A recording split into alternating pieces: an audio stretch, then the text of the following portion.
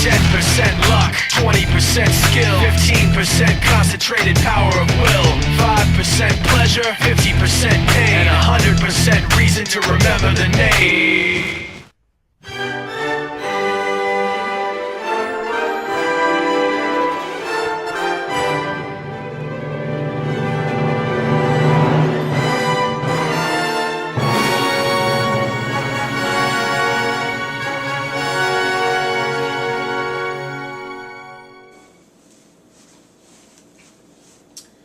For the first time, Bridget noticed where they were, a store on a quiet side street off the busy Marina shopping district.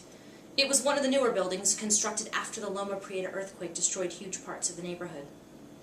There were 3 stories of apartments stacked above the main floor, all with the traditional paneled bay windows that marked even the new additions to San Francisco architecture, and there was some sort of shop below, its facade of floor-to-ceiling windows painted with garish bubblegum pink Victorian lettering. Bridget had banished the demons in the twins' bedroom.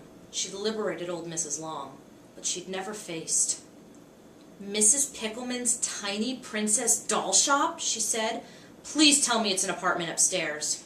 Monsignor Renaud tightened his grip on her shoulder as if he thought she might make a break for it. No, this is it. A friggin' doll shop? Oh shit, oh shit, oh shit. There was nothing creepier in the whole wide world than dolls. Even as a kid, Bridget couldn't handle the porcelain-faced little freaks her grandma sent her. She'd stuff them in the bottom of her toy chest where the moonlight couldn't reflect off their beady glass eyes while she slept.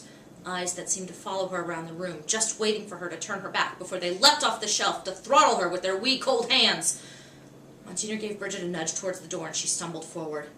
Why couldn't she have said no and meant it?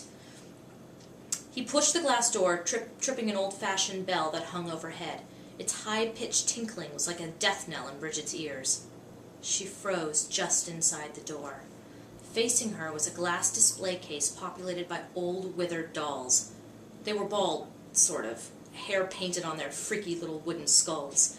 They wore varieties of period clothes, some kind of Old Westy, some more turn of the century, all with a similar look on their faces. Painted eyes staring straight ahead, lips puckered and slightly flared like they were cooing. Most of them were chipped, the flesh-colored paint flaking off their faces as they sat at odd angles, leaning on each other for support like some sort of infant leper colony. Right in the middle of the case sat the largest doll, a little house on the prairie thing whose face looked like it had been mauled by a dog. As she stared at it, she could have sworn she saw the doll's eyes blink. In a panic, Bridget spun around for the door, but found herself staring at a wall of dolls. To her left, to her right, all 4 walls were lined with similar glass cases, packed to the brim with round-faced dolls staring at her. Plastic, porcelain, swaddled like infants, dressed like fairy queens and Disney princesses. Caucasian, black, Hispanic, Asian, a real United Nations of horror. Bridget shivered. Of course this place was infested with demons. Of course it was. This was hell.